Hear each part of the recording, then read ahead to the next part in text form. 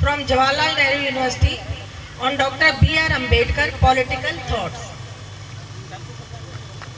He has done his PhD and completed his graduation and post-graduation from Savitri Phule by Pune University, Pune. Also, he has done Master of Philosophy from Savitri Bai Phule University. He has published numerous articles on B.R. Ambedkar's idea. He has also been awarded many national and international fellowships in political science. So please, तालियों की गड़गड़ाहट के साथ मिलिंद जी का स्वागत कीजिए. Milind ji, please come on the stage.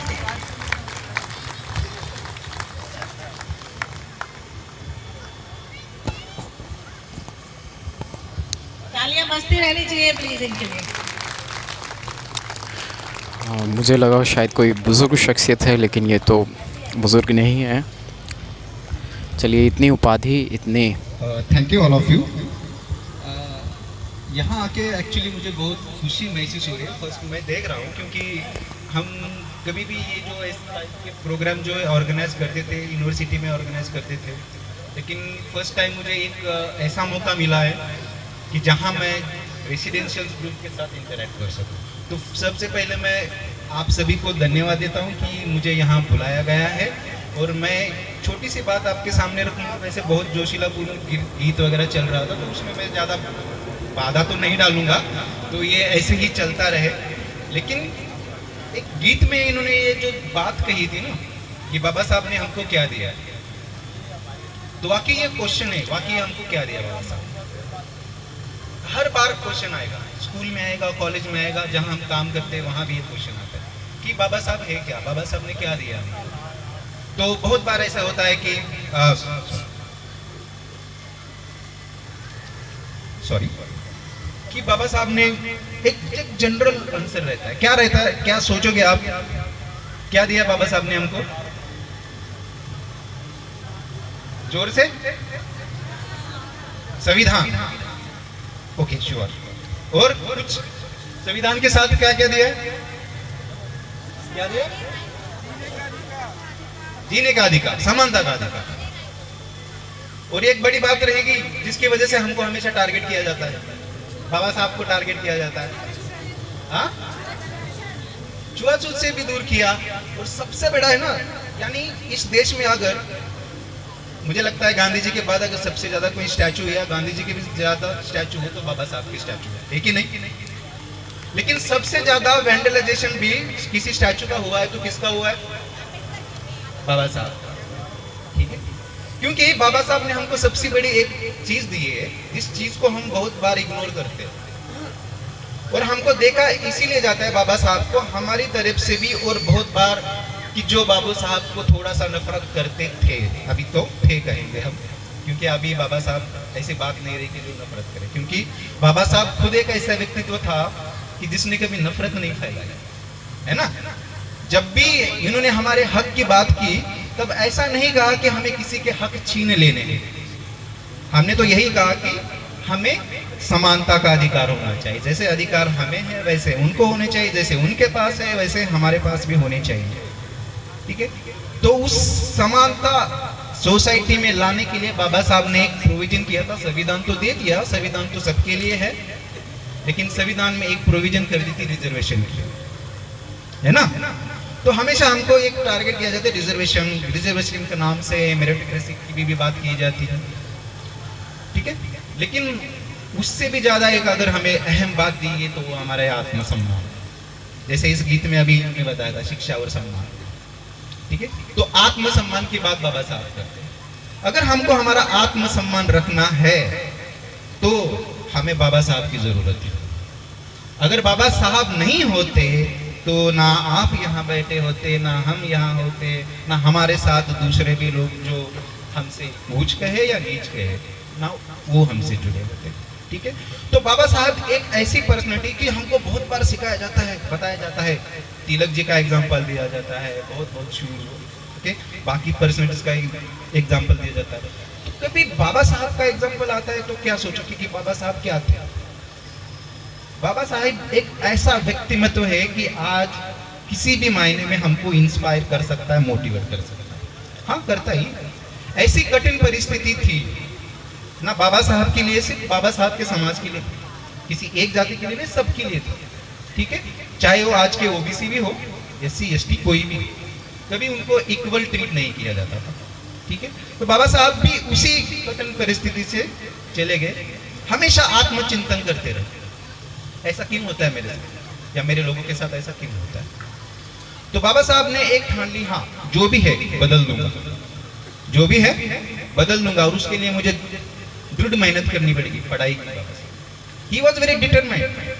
For example, आज हमारे पास, हम स्कूल में जा रहे हैं, हर जगह जा रहे हैं, घूम रहे हैं, ओके, रेस्टोरेंट में जाते हैं, पब में जाते हैं, जहां जाना जा सकते हैं।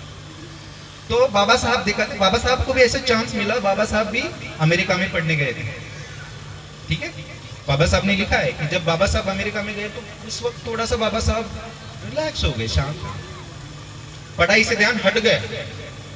बाबा साहब घूम रहे थे क्योंकि फर्स्ट टाइम उनको कुछ तो देखने को मिला, जैसे हमको कभी रेस्टोरेंट में कहीं तो जाके फॉरेन में जाते देखने को मिलता है, क्या लाइफ है, वाह फ्रीडम, कोई मुझे डोंट टच मी नहीं बोल रहा है, ओके, सारे आ रहे हैं, मिल रहे हैं, पार्टियां हो रही है, जैसे आज हम झूम रहे हैं, नाच रहे हैं, ये तो बाबा साहब की देन है, झूम नाच रहे हैं भाई।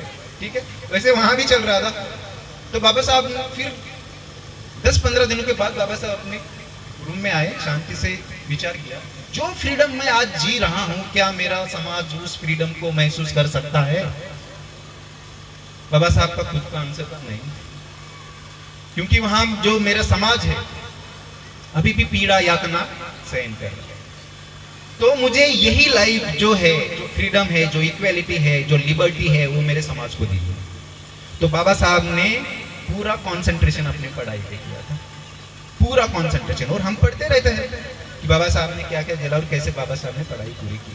तो he was a very determined person, दृढ़ निश्चय, कभी डरे नहीं, निडर, चाहे गांधी हो, जीना हो या कोई भी हो। उस वक्त पूरे हिंदुस्तान में आज हम जितने भी नेशनल लीडर का नाम ले सकते हैं, ठीक है, चाहे वो गांधी जी हो, चाहे जवाहरलाल नेहरू जी हो, ठीक है, हमें उनके लिए आदर है, सबके लिए आदर रहेगा, इसमें कोई बात ही नहीं दोहराई की। लेकिन बाबा साहब ही एक में ऐसे व्यक्ति जिनके पास PhD है, बाकी किसी के पास है? किसी के पास है? एक ही है व्यक्ति, हाईली एजुकेटेड, कोई भी डरता था बाबा साहब से अगर बात करनी, बाबा साहब से बात करनी है तो कोई भी डरता था, क्योंकि इंटेलेक्चुअल आर्गुमेंट्स, हर क्वेश्चन का आंसर डिटेल पढ़ाई लिख के, पूरा हर एक प्रॉब्लम जो भी होता था उस वक्त, कोई भी हो, चाहे वो पाकिस्तान पे हो, चाहे वो रीऑर्गेनाइजेशन पे हो, यानी स्टेट का कोई भी प्रॉब्लम हो, सोशल हो, इकोनॉमिक हो, पॉलिटिकल हो, बाबा साहब की लेखनी उस पे चलती थी और सारे बाबा साहब के ओपिनियन कंसीडर करते थे।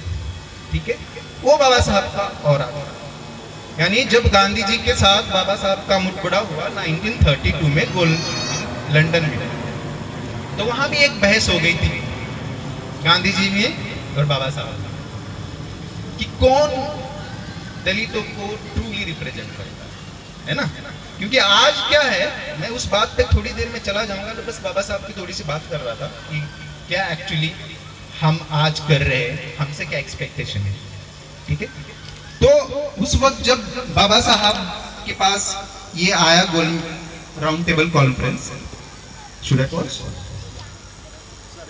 Okay, I will continue. तो उस वक्त हुआ कि कौन हमारा रिप्रेजेंटेशन कर रहा है?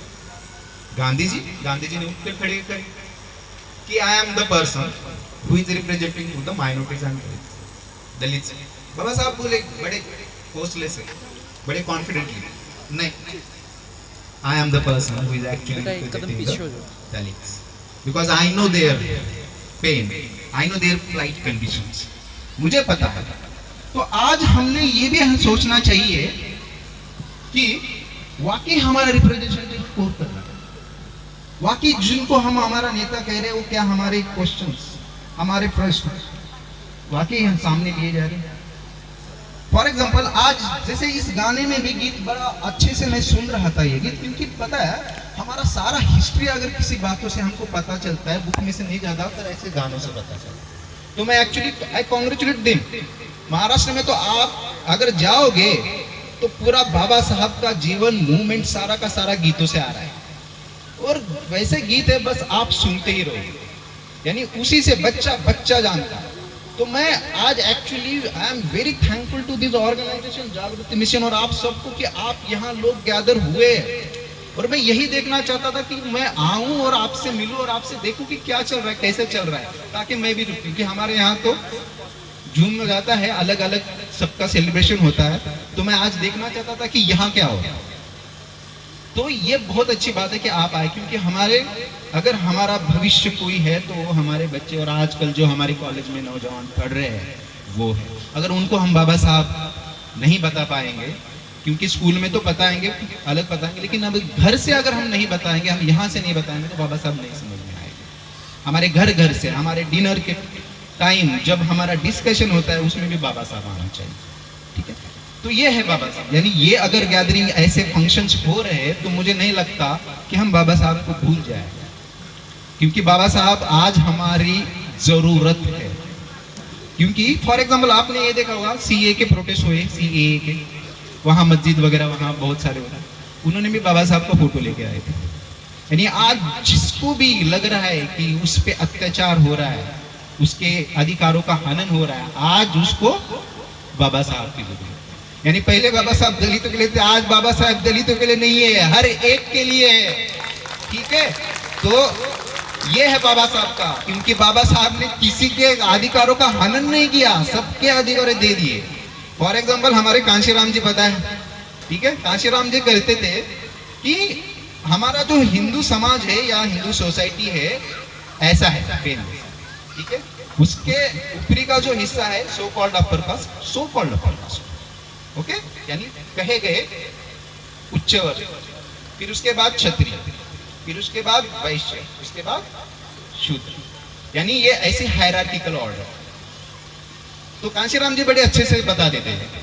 ये कांशीराम जी ने कहा कि बाबा साहब को ये जो समाज व्यवस्था है ऐसी नहीं करनी है कि दलित ऊपर, फिर शूद्र, वैश्य, क्षत्रिय और ब्राह्मण, ऐसा नहीं करना है। हमको कैसे समाज करना है? ऐसा, क्या सारे के सारे इक्वल, ना ब्राह्मण श्रेष्ठ, ना क्षत्रिय श्रेष्ठ, ना दलित नहीं, कोई नहीं। हम ये नहीं चाहते कि ब्राह्मण हमारे नीचे आ जाए या कोई हमारे ऊपर, हम ये चाहते हैं कि हम सब इक्वल हो। बाबा साहब का ध्येय था, मिशन था कि ऐसा समाज निर्माण करना है कि जिस समाज में इक्वेलिटी, क्या हो, इक्वेलिटी, ना जात के आधार पे, ना धर्म के आधार पे, और ना ही लिंग यानी जेंडर के आधार पे। वहां वुमन को भी राइट होगा, ठीक है, मेन को भी राइट होगा। बाबा साहब ने तो हमेशा वुमन की केयर की। बाबा साहब तो क्या कहते थे कि जिस घर की स्त्री पढ़ी लिखी है, यानी वो पूरा घर पढ़ा लिखा, और आप पढ़े लिखे तो पता है कि बच्चे भी पढ़े लिखे हो जाए।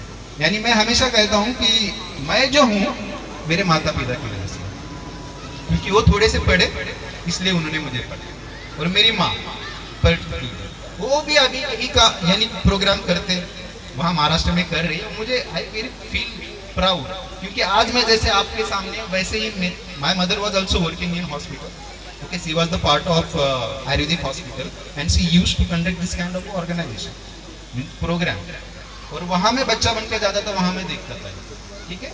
तो मेरे दिमाग में जो धीरे धीरे बैठा है ना, तो अभी तक चल रहा है।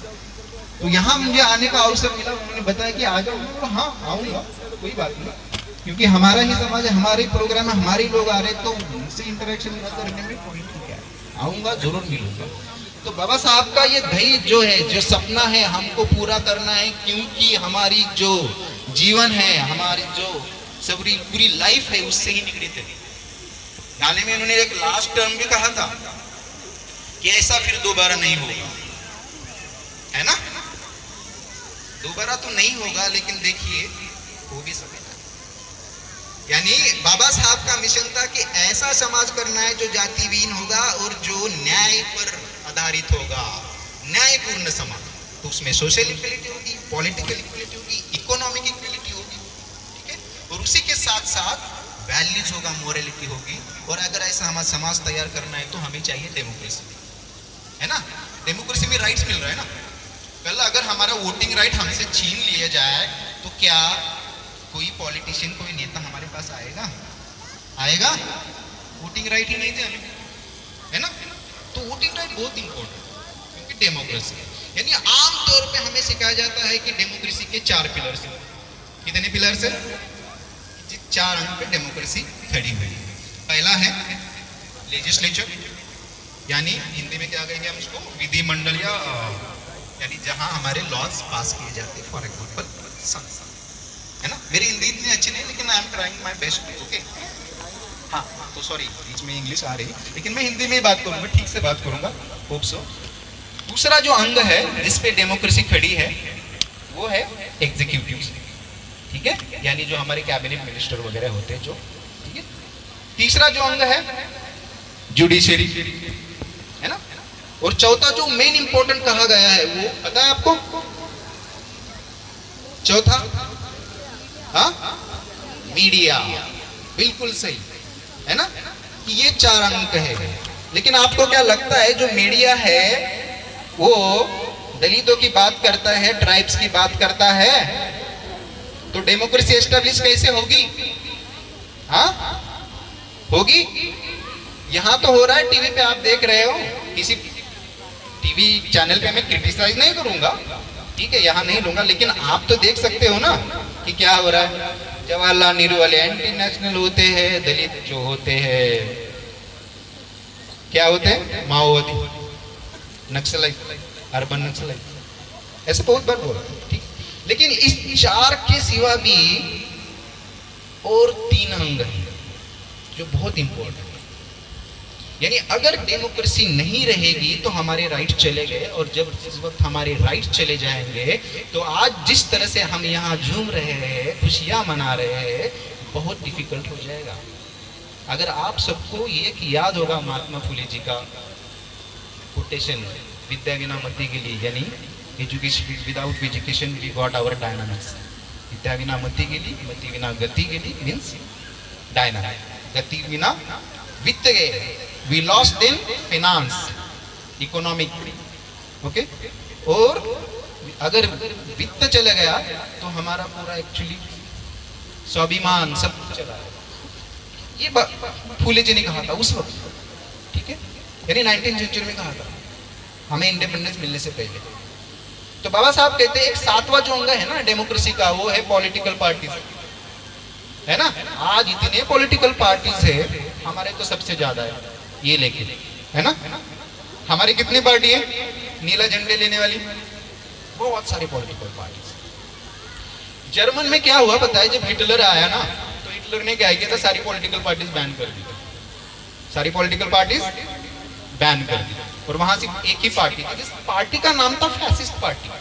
तो हमारे जेएनयू वाले कुछ प्रोफेसर होते हैं, वो फैसिज्म ब्राह्मणवाद उसके खिलाफ नारे लगाते, तो बस उस पार्टी का नाम लेके बोलते, नहीं तो हमारे लोगों को अभी तक नहीं समझ आता ये फैसिज्म होता है क्या है, फैसिस्ट है ये क्या। तो फैसिस्ट नाम की एक पार्टी थी, सपोज जैसे आज बीजेपी हो या कोई और पॉलिटिकल पार्टी हमारे पास, कांग्रेस, ठीक है। तो उन्होंने क्या किया, सारा अपोजिशन खत्म, क्या किया हिटलर ने, एक ही पार्टी रहेगी, वो पार्टी कौन सी रहेगी? फैसिस्ट पार्टी, ठीक है। तो बाबा साहब ने कहा कि नहीं, पार्टीज तो होनी चाहिए, बहुत सारी पार्टीज, आज हमारे पास इतनी पार्टीज है कि हर एक का गठ तैयार है, यहाँ ही कोई 1-2 हमें नेशनल लीडर्स मिल जाएंगे हमारे, ठीक है। तो बाबा साहब ने कही थी यूनिटी के बाद पॉलिटिकल यूनिटी बहुत इंपॉर्टेंट है। अगर पॉलिटिकल यूनिटी नहीं है तो हमारे पास पॉलिटिकल पावर नहीं है।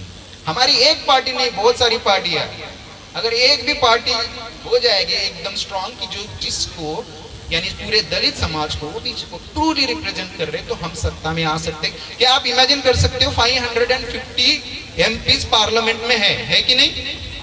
उसमें से कितने SC ST है ना? रिजर्वेशन दिया है ना सर, आप बता सकते हो 181। अरे अगर 40 MP साथ में आते तो प्राइम मिनिस्टर बन रहा है सर, कितने हैं? 181 कहा सर ने, है ना? तो हमारा कभी प्राइम मिनिस्टर बना? समझ आया? यानी हमारी यूनिटी नहीं है। और मैं तो नॉर्थ में आके देख लिया भाई, अभी मैं बस जाति का नाम नहीं लूंगा, नहीं तो हम में हमारे क्या भेद है आपको पता है कि ये तो ये है, ये तो फलाना है, ये तो ये है। विद इन आवर सेल्फ थोड़ा सॉरी का ये जेएनयू वाले की बात है कि एक बार शुरू हो गए ना, शुरू हो जाए रात भर चलता है, तो इसलिए कहते हैं कि जेएनयू कभी बंद नहीं होता ना, ठीक है। बट आई कैन अंडरस्टैंड, इसीलिए मैं पहले बोलता कि आपका ये जो जोशपूर्ण चल रहा है ना, उसमें मैं बाधा नहीं लाना चाहता हूँ, क्योंकि इतना खुशी का चल रहा है, फिर मुझे आप सुनोगे थोड़ा इंटेलेक्चुअल हो जाता है तो बोर हो जाता है, यार क्या है, ठीक है।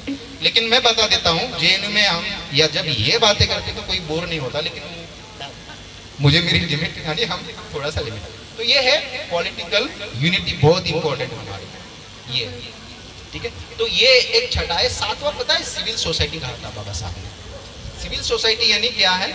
जागरूक समाज। अगर हम अपने अधिकारों के लिए जागरूक है, ठीक है, तो यानी ऐसा सिटीजन कि जो अपने अधिकारों की भी बात करता है और दूसरे के अधिकारों, यानी ये जो पिलर्स है ये बहुत इंपॉर्टेंट। पॉलिटिकल पार्टी हमारी यूनिटी, और बाबा साहब ने यूनिटी के लिए एक लास्ट एक्ट की थी।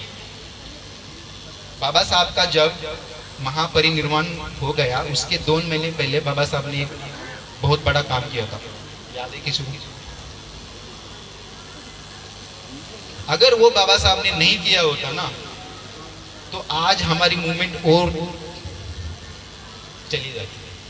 बाबा साहब का जब सपना था मैं ऐसा समाज तैयार करूंगा कि जहां इक्वेलिटी होगी, ओके, जहां आत्मसम्मान होगा, जहां सबके हक की बात होगी, जो समाज भी मूल्य पर आधारित होगा।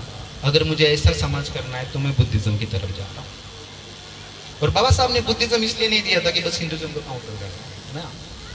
बाबा साहब ने जब ये बुद्धिज्म, क्योंकि हमारी जो जाति है वो खत्म ही नहीं हो रही। कांशीराम जी कहते थे जाति तोड़ने से पहले जाति जोड़ो, यानी एटलीस्ट हम साथ साथ आके बैठे। और बाबा साहब ने उसके यानी उसका अल्टीमेट मिशन कहा था कि हमें जाति नष्ट करनी है। हमारे बीच में जो भेद है ना, एटलीस्ट पहले हमारे तो बीच में हो जाओ, नहीं तो आपको पता है दलित कितनी कास्ट है, कितने बहुत सारे कास्ट है जो उसमें भी है कि हम साथ में आके ना गए, ठीक है। तो ये कल्चर लेवल पे, पॉलिटिकल लेवल पे, सोशल लेवल पे जब हम यूनिटी एस्टेब्लिश कर लेंगे ना, तब सही मायने में होगा हमारा कुछ तो बाबा साहब के लिए, यानी हम कुछ तो देंगे बाबा साहब के लिए। हमने तो सारा ले लिया है, अब हमको ये हमारे प्रश्न है कि हम क्या कर रहे हैं बाबा साहब के लिए और हमारे समाज में। देखिए फंक्शंस और गैदरिंग तो ऐसे भी हो जाएगा, न्यू ईयर पार्टी पे भी हम जमा हो सकते हैं और जोश मना सकते हैं, ठीक है, गाने गा सकते हैं। लेकिन यही मैं क्वेश्चन आपको देके मैं यहीं से अलविदा कह रहा हूँ फिलहाल, कि हमें बस जब हम खाना खा रहे हैं, so what is our responsibility for our society, for to create a castless society, यानी ऐसा समाज की जहाँ जाति नहीं होगी, सबका अधिकार की बात होगी, ठीक है। और हम बाबा साहब के लिए क्या दे रहे हैं? हम बाबा साहब के लिए, मैम, ठीक है, हम बाबा साहब के लिए क्या दे रहे हैं? मैं जब भी कहता हूँ कि मैं कुछ कर रहा हूँ तो मैं ये नहीं कहता कि मेरा समाज मेरे लिए क्या कर रहा है, मैं ये नहीं देखता। मेरी माँ ने मुझे यही सिखाया कि ये मत देखना कि मेरे लोग मेरे लिए क्या कर रहे हैं, तुम बस ये सोचना कि बाबा साहब ने तुम्हारे लिए क्या किया। अगर कुछ है तो बस वो बाबा साहब के लिए करना है, बाकी भूल जाओ, क्योंकि हमारे पर्सनल ईगो बहुत है। तो बस ये ध्यान में रखना, बाबा साहब की वजह से हम पर्सनल ईगो भूल जाएगा। सबको आपको मेरा जय Bhim, and I thank you that आप लोगों ने मुझे बुलाया और सपोर्ट किया। सॉरी सर, आपको रोकना पड़ा क्योंकि टाइम की शॉर्टेज की वजह से, सॉरी। आप रुकिए, मैं अशोक जी को बुलाना चाहूँगी कि प्लीज़ अशोक जी स्टेज पर आएँ और सर को सम्मानित करें।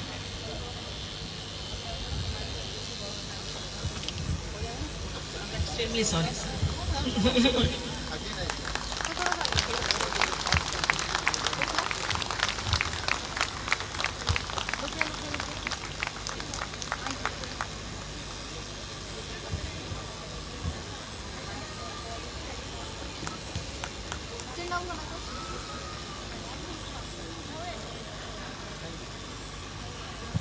अब मैं आप सबको बताना चाहूँगी कि जो आज के प्रोग्राम के हमारे मुख्य अतिथि हैं मिस्टर भूपेश कुमार रातावाल जी, वो हमारे बीच आ चुके हैं। मैं हम सब की तरफ